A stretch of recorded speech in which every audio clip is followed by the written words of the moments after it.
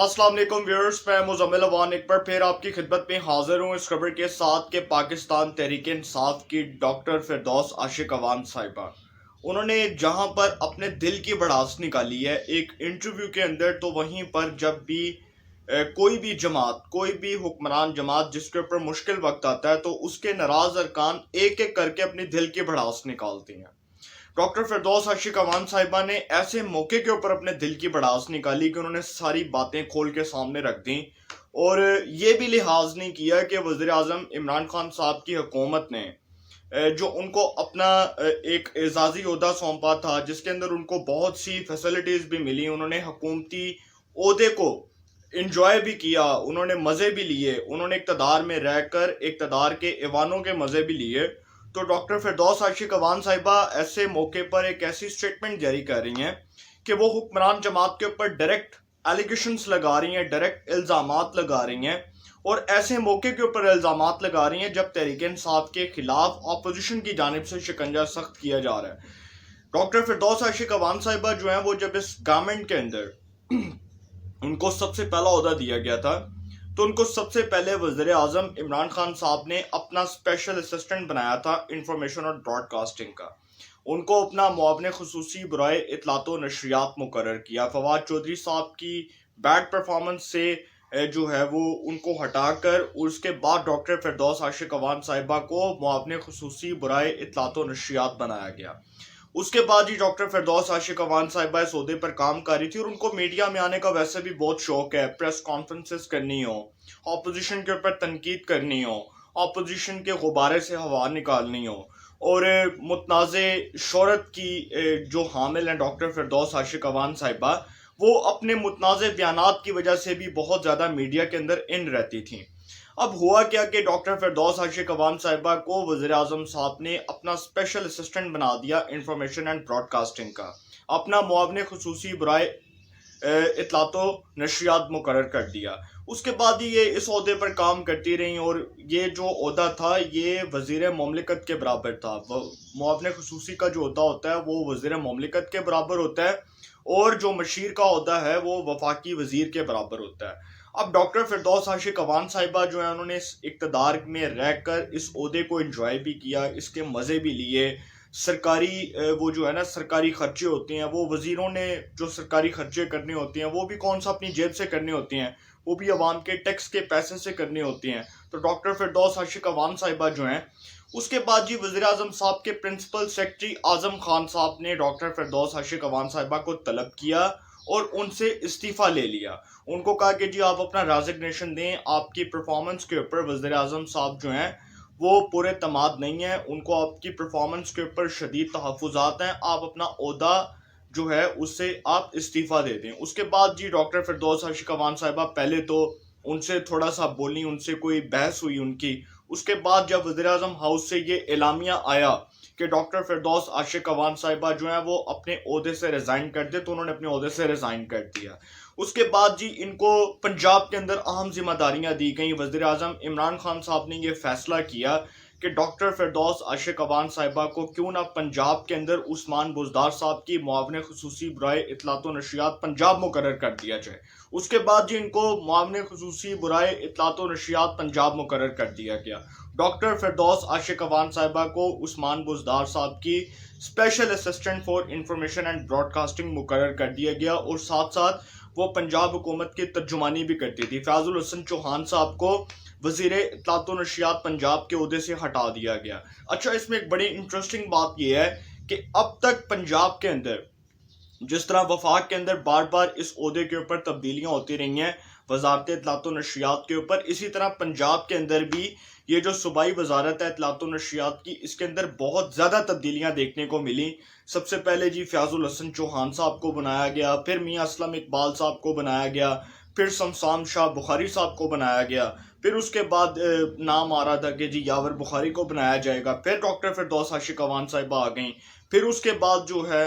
फैजुल हसन चौहान साहब को बनाया गया, फिर उसके बाद जो अब हसन खावर साहब हैं उनको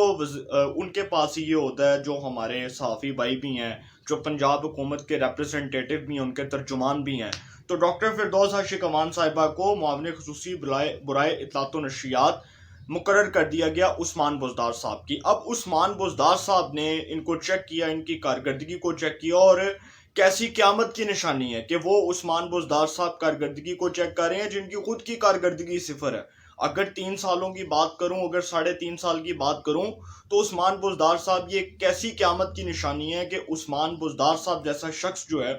वो डॉक्टर फिरदौस आशिक अवान साहिबा की कारकर्दगी को चेक एंड बैलेंस कर रहा है, जिसकी खुद की कारकर्दगी सिफर है भाई। अब डॉक्टर फिरदौस आशिक अवान साहिबा को पंजाब में जब ये ओहदा दिया गया तो कुछ ही माह बाद उनको इस ओहदे से हटा दिया गया, और उनका तो ये काम था कि सारा दिन प्रेस कॉन्फ्रेंसेस करनी, अपोजिशन के ऊपर इल्ज़ामात लगाने, गालियां देनी, और जिस तरह की वो लैंग्वेज यूज़ करती रही, अब्यूसिव लैंग्वेज यूज़ करती रही। मीडिया के सहाफ़ियों को भी इस पर बड़े शदीद तहफ़्फ़ुज़ात थे। कई बार उनकी लाहौर प्रेस क्लब के नुमाइंदों से लड़ाई हुई। कई बार वो लाहौर प्रेस क्लब के जो नुमाइंदे हैं उन्होंने उनके साथ लफ्ज़ी तकरार की उनके इमेच्योर बिहेवियर की वजह से। तो उसके बाद जो उस्मान बुज़दार साहब ने इनको फारिग कर दिया और उन्होंने कहा कि जी हम आपकी कारकर्दगी से मुतमिन नहीं हैं, आपको जो टास्क दिया जाता है उस टास्क के ऊपर आप काम नहीं करती हैं, आपको जो अहम जिम्मेदारियां सौंपी जाती हैं उन अहम जिम्मेदारियों के ऊपर आप अपने फ़राइज़ सर अंजाम नहीं देती, हम आपसे खुश नहीं हैं, हम आपको फारिग कर रहे हैं। अब डॉक्टर फिरदौस आशिक अवान साहिबा जो हैं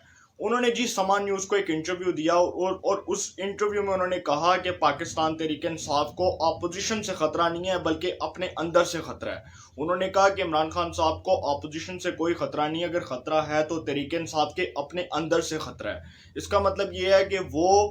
इशारतन ये बात कर रही हैं कि तहरीक इंसाफ के अंदर से जो ख़तरा है, तहरीक इंसाफ के अपने अरकान जो हैं वो इमरान खान साहब के ख़िलाफ़ एक शिकंजा, एक महाज बनाकर बैठे हुए हैं, और इसमें वो अपोजिशन की इस बात की तौसीक कर रही हैं, अपोजिशन की इस बात से मुत्तफिक हैं कि अपोजिशन के साथ जो हुकूमत के 22 से 23 अरकान असम्बली राब्ते में हैं वो इस बात की तस्दीक कर चुकी हैं ये बात करके, और वो तहरीक इंसाफ की अभी भी रहनुमा हैं, अभी भी वो तहरीक इंसाफ के प्लेटफॉर्म से ही ये इंटरव्यू दे रही थी। अब दूसरी बात यह है कि डॉक्टर फिरदौस आशिक अवान साहिबा से सवाल किया गया कि क्या किसी सियासी जमात ने आपको अप्रोच किया। उन्होंने कहा कि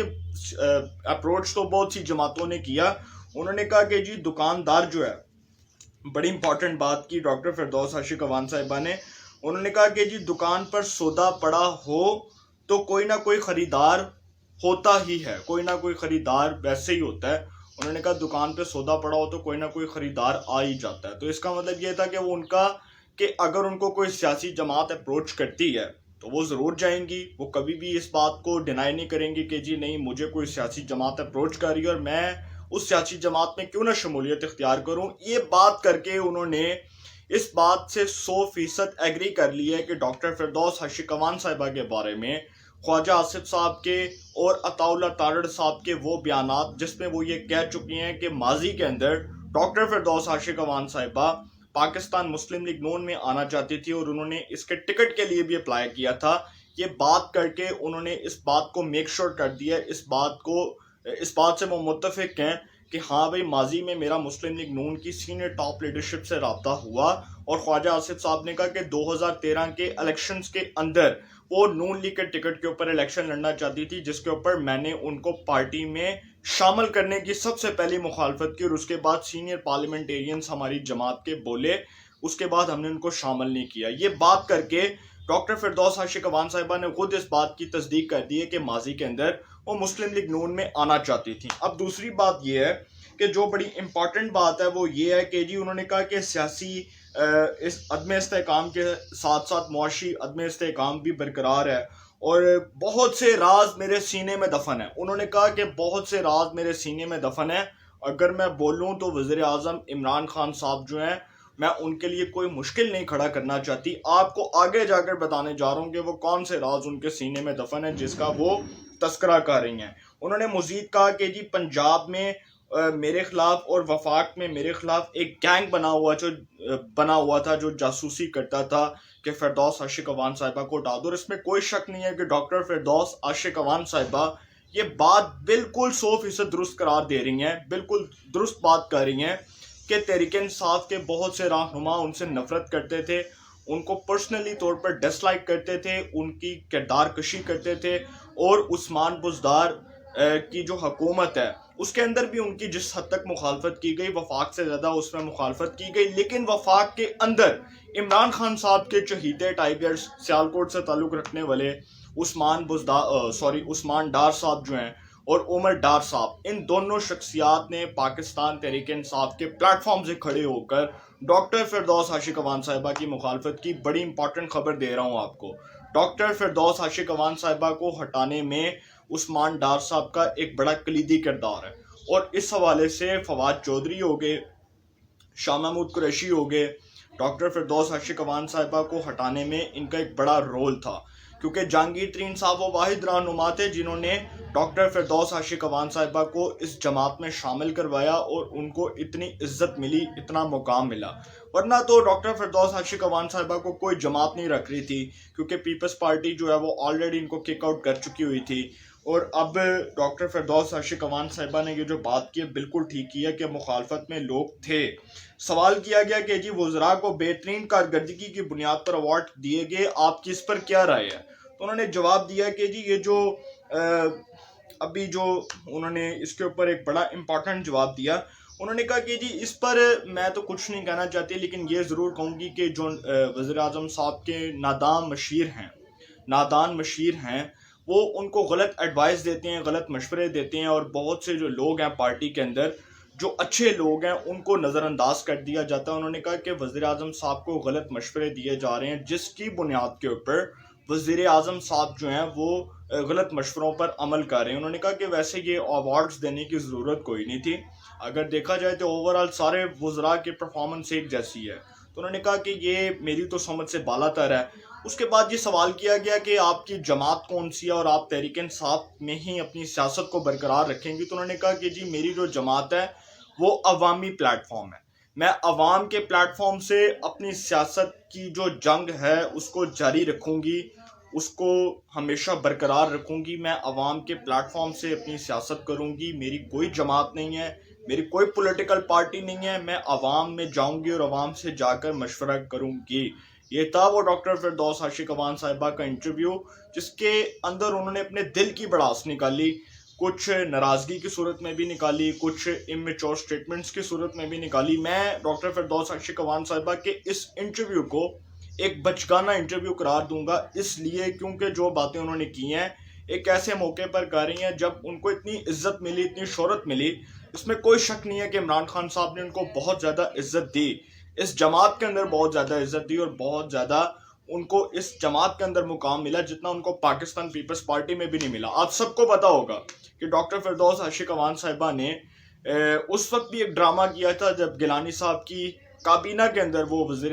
اطلاعات و نشریات بھی تھیں، وفاقی وزیر اطلاعات و نشریات تھی، تو اس وقت وہ رو پڑی تھیں اور انہوں نے اپنا استعفیٰ پیش کر دیا تھا، اور پھر گیلانی صاحب نے کہا تھا کہ جی ہم آپ کا استعفیٰ نہیں قبول کریں گے۔ عبدالحفیظ شیخ بھی بیٹھے ہوئے تھے، گیلانی صاحب بھی بیٹھے ہوئے تھے، ڈاکٹر فردوس عاشق اعوان صاحبہ بھی بیٹھی ہوئی تھیں، سید نوید قمر بھی بیٹھے تھے، راجہ پرویز اشرف صاحب بھی بیٹھے ہوئے تھے۔ تو گیلانی صاحب کی ساری کابینہ کے سامنے بیٹھ کر انہوں نے وہ مگر مچھ کے آنسو نکالے، اور اس کے بعد انہوں نے کہا کہ جی میں اپنا استعفیٰ دے رہی ہوں، اپنا ریزگنیشن دے رہی ہوں۔ تو یہ سب ڈرامے بازی تھی۔ اب ڈاکٹر فردوس عاشق اعوان صاحبہ نے فیصلہ کرنا ہے کہ وہ عوام کے پلیٹ فارم سے الیکشن لڑتی ہیں یا وہ واپس پیپلز پارٹی میں جاتی ہیں، کیونکہ نون لیگ تو نہیں رکھے گی۔ ہاں اگر کوئی جماعت رکھے گی تو وہ پیپلز پارٹی ہے جس کے اندر وہ واپس جا سکتی ہیں۔ تو انشاءاللہ اس حوالے سے جو بھی اپڈیٹس ہوں گی آپ کو انفارمیشن ملے گی، انشاءاللہ پھر ملاقات ہوگی۔ اپنا بہت خیال رکھیے گا، اللہ تعالیٰ آپ سب کو خوش رکھے، ملک پاکستان پہ اپنا خاص کرم فرمائے۔